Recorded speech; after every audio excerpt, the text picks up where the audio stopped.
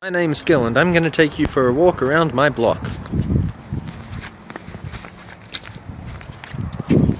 Yeah, wasn't that fun? So right about now, you might be asking yourself, Gil, why would you make such a stupid joke? Well, I'm just trying to set the tone for this video. My glasses are absolutely filthy. Okay, wait, I need to take care of that. If you're wondering why this pool is so filthy, well, even after having cleaned my glasses, it is still unclear to me.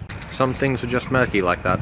Okay, so the real reason I'm out here is because I made a mistake earlier in the week that kind of inspired me to share some stories with you guys of my occasional ridiculous stupidity. Certainly my dad seemed to think that it was a good example of it. But right now I'm sitting on a wall that I've been rebuilding with my dad and a friend of mine for the last few weeks, because it fell down earlier in the year. We used some pretty heavy duty bricks for that, but give you guys an example of what I mean. This here brick weighs about 26 kilos, or I'm not sure how much that is in pounds, 50 or something. 3 of these together weigh about as much as I do, and I'm not a small guy. And I have had to put quite a few of these in place recently. But see, now we have a bit of a problem. You see this brush? You see these blocks? I may have forgotten to do a thing.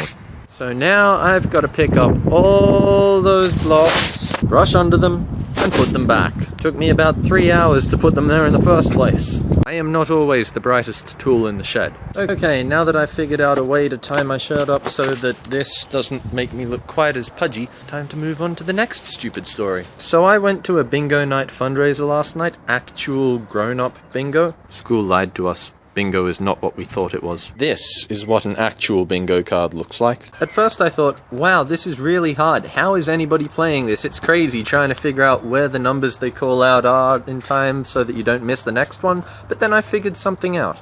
See, all the ones are in one column and all the teens are in the next one. And apparently everybody just knew this already, but no one told me. Seriously, I got so stressed out all the time. I was always like 4 numbers behind. Oh wait, 35, there, I was looking for that 3 numbers ago. Well, I'd better put it down now that I've noticed it.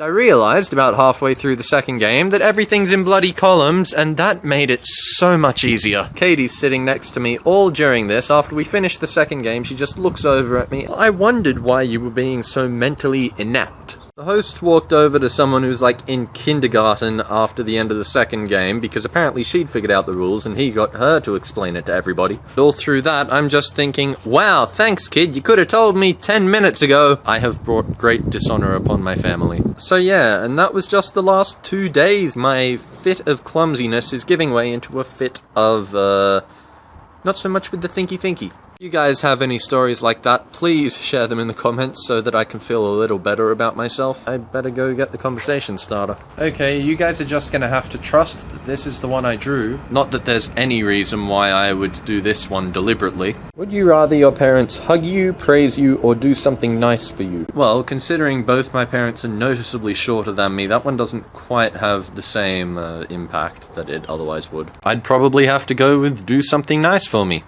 Thanks guys! So, don't forget to let me know what you thought of this video down in the comments. I always appreciate constructive feedback, and if you did like this video, don't forget to give it a thumbs up and subscribe if you want to see more of my stuff. See you guys soon. Bye!